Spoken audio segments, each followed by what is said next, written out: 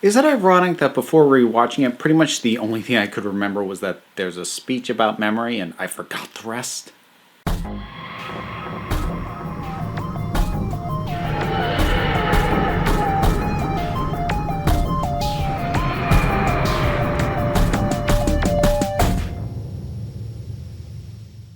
Alright, folks. Rings of Akhaten.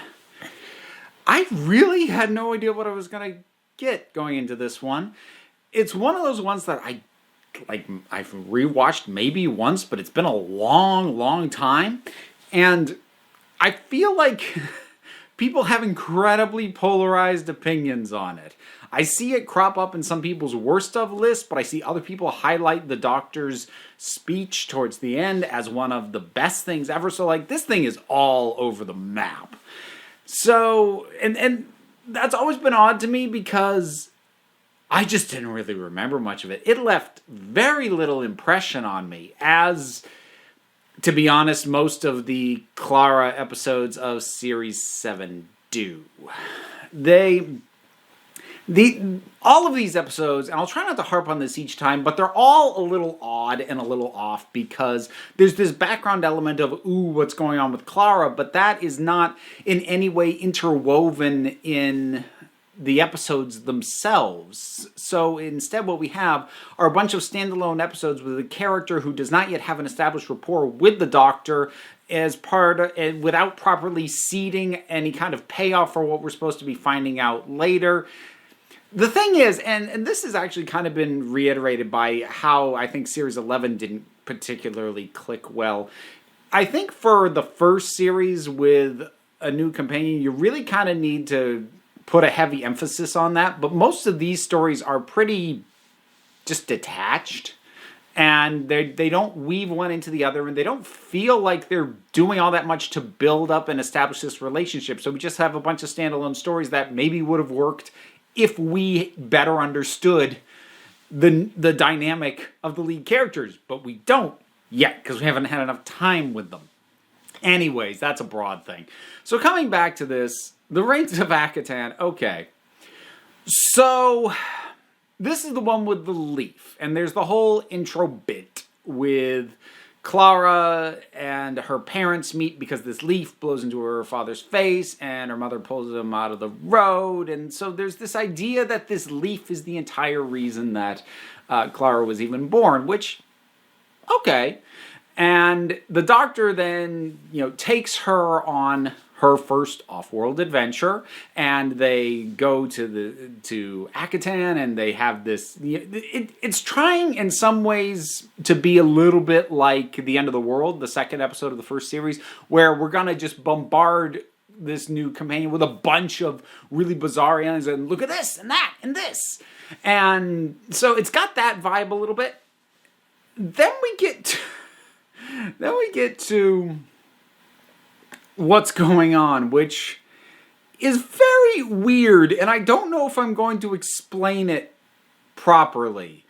It's one of those things that the idea is so nuts that I feel like it should be inherently more interesting to me than it is, because when Doctor Who goes bonkers, it doesn't always work, but it does tend to intrigue me a bit. But here, for some reason, it just doesn't.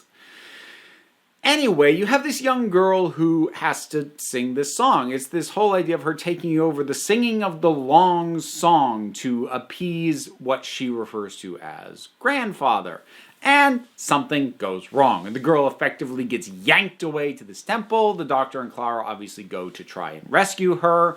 So then we've got this whole thing of well, here's this thing in a cage. I'm like, I guess that's what she was keeping asleep, but now the song's over, it's awake. Oh, wait, that wasn't really the thing. It was, the Doctor says that was its alarm clock, which is, that's a really lame justification for the fake out.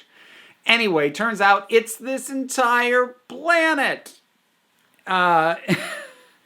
So we now have a living planet that feeds on stories.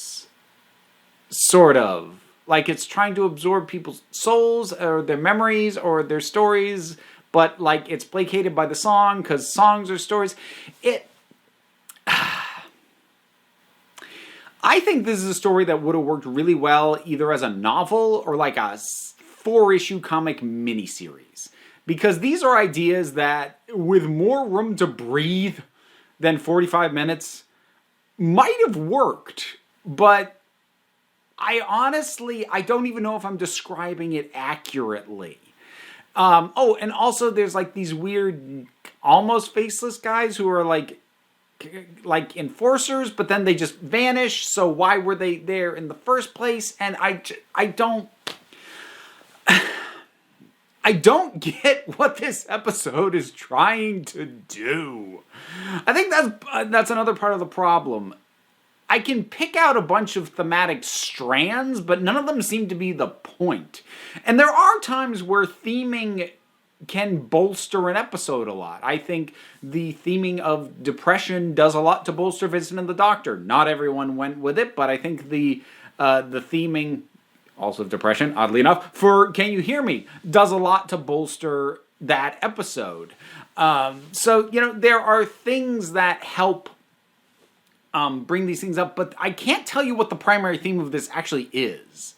It's touching on the value of memory. It's touching on the unfulfilled potential of anyone's life. It's touching on the idea of the power of stories, and they're all kind of connected, but it doesn't have a central point it's making. It doesn't have something to actually connect these themes and make them complement each other. They're just kind of there.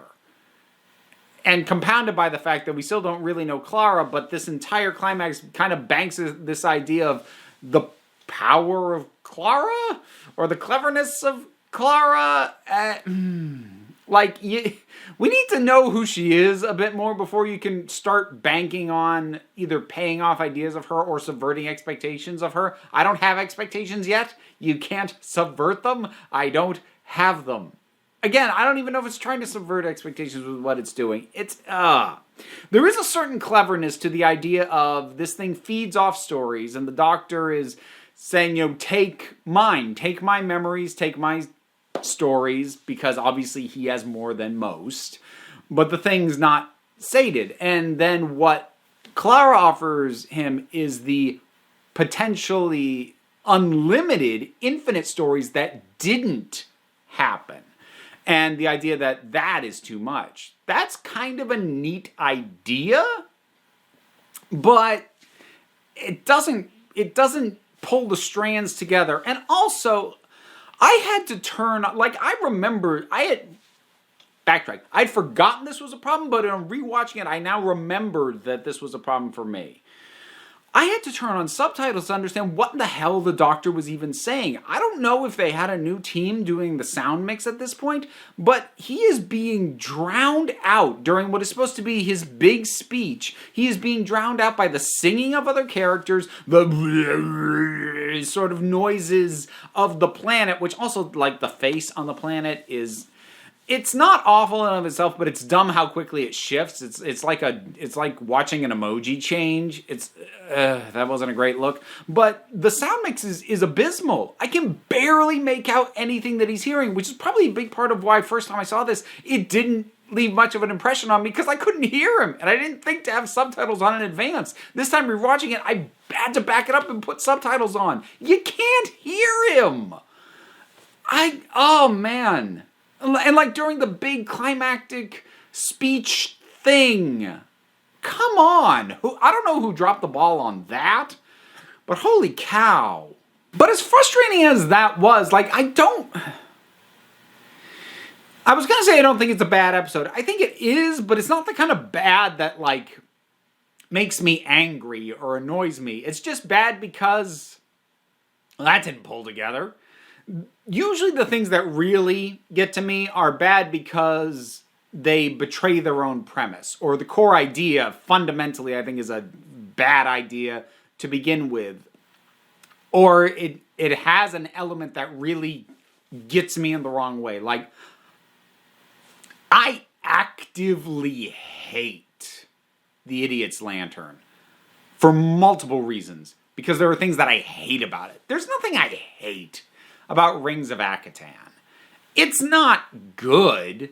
I'm not sure there's anything much to salvage out of it. Even that speech, really, it's a speech that at the end of a more thematically coherent episode might have pulled everything together and capped it off, but as it stands, it's just a very committed performance from Matt Smith that doesn't feel like it's paying anything off properly. That's Rings of Akhaten. It'll probably, I have a feeling my short-term memory is going to fail to log, and it's just going to get flushed away and be like, oh yeah, there was some speech, I don't remember. Have you rewatched it lately? What are your thoughts on it? Whatever they are, drop something down in the comments, let's talk about it. The usual stuff, like, subscribe, I have a Patreon, so many things to click, but you also don't have to. Because at the end of the day, you're at the council, I'm just running the meetings. And until next time, this council is adjourned.